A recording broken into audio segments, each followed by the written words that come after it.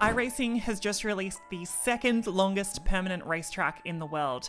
The Bend Motorsport Park has 7 layouts and its longest one has 35 corners and an almost 3-minute lap time. It's basically the complex string of iRacing.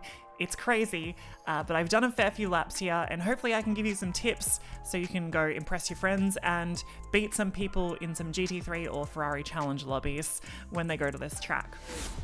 So the Bend is a relatively new track from Adelaide in South Australia. It was opened in 2018 and has since hosted supercars, it's hosted Asian Le Mans Series, it's hosted Super Trofeo Asia, and also the Asia Road Racing Series for motorbikes. The Shaheen family owns this track, and you may recognize them from the World Endurance Championship, where Yasser Shaheen races. They've also had talks about hosting a WEC race at the Bend. Nothing has happened yet, but it would be interesting if it came here. Supercars is also hosting one of their 2 endurance races for the season here. It's alongside Bathurst in the Endurance Cup, which hopefully will be a good race. There are technically 7 layouts that you can race at this track. The main one that you will see is the international circuit for supercars. The West circuit is also used a lot. I got to race it last year in like a Hyundai Excel Enduro, which was a lot of fun. But today we're going to focus on the GT circuit. This one is massive. It is 7.77 kilometers, which makes it the second longest permanent racetrack in the world, second to only the Nürburgring Nordschleife. That is pretty crazy. When you look at this track map, you don't think it would be that long until the moment that you drive it and you're like, oh yeah, this track goes forever. It is a bit of a dust bowl, so sometimes it's a bit tricky to see where the corners are going. There are 35 corners here. Some you will get straight away, but some do take ages, but I actually found the track quite rewarding. There are a lot of kind of blind apexes and there's a lot more undulations than you would expect. If I could give one tip for this track, it would be to focus on the blind kind of corners that happen directly after a crest, because a lot of them you want to stay to the right hand side of the road over a crest and get ready to turn in right on the top of the crest, so it's quite tricky to work out. So with the track guide, let's start with the first couple of corners, turns 1, 2, and 3.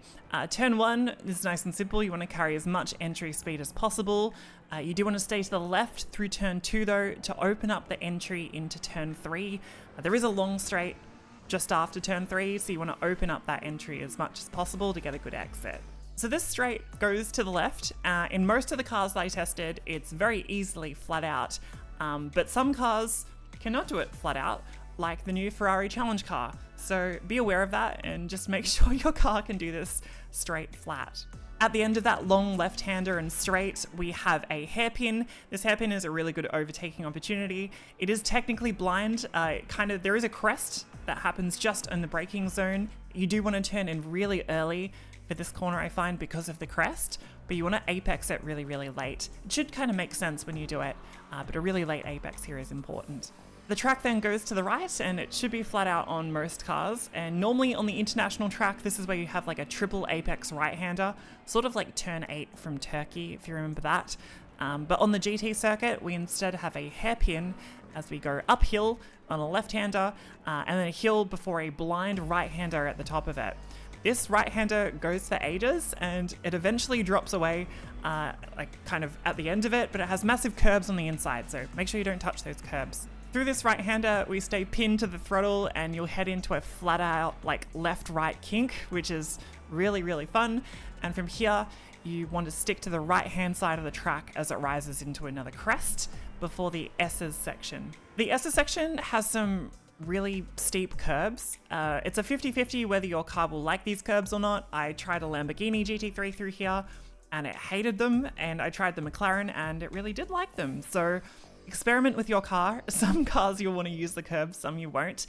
And the final bit of the S's is you kind of stay to the right as it goes up another hill into another blind, almost flat out left-hander as the track drops away. It's a really fun kind of section of the track. It's like a little roller coaster. I really enjoy it. After this is turn 23, which is a right-hand hairpin into a left-hander past the alternate pits. And from here we have a really fast kind of double or triple apex right-hander as the track drops away again into a long right and a long left. These are probably the two most boring corners on the track. They're just kind of very slow and go for ages. And then there's another left that goes back onto the international circuit, and there is a bunch of exit road that's kind of added onto the right hand side, so you can use a ton of it as well. Next up is turn 30. I cannot believe we're already up to 30 corners, and this is a really fun uphill right-hander, and you can take way more speed through here than you think because it is uphill. And then there is a short straight into turn 31, and then turn 32 and 33, which is a left-hander and a right-hander. This is actually identical to the flip-flop from Oran Park. Rumor has it that they actually got the actual like the laser scan or the surveying results from Oran Park, and they made the flip-flop but just in reverse. I don't know if that's true or not, but it's very, very similar. Next up is an uphill braking zone into turn 34. It is uphill, and it is a really good overtaking opportunity if you can get kind of a run on somebody out of the flip-flop with a tire advantage, for example. And then the final corner, turn 35, which is way, way faster than you think. It's kind of like a mid to high speed right-hander. It's probably my favorite corner on the track. I think it's really underrated. And then you're onto the straight, and that's a lap.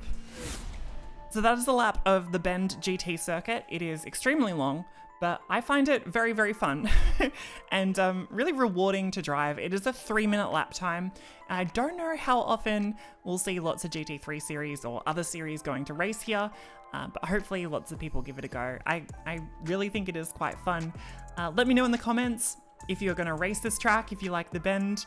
Otherwise, if you like the video, you can leave a like, and you can subscribe to Overtake for more iRacing and sim racing videos. I'll be putting out some more stuff about this new build. There's a lot of really new content that I really like. Otherwise, I will see you next time. Goodbye.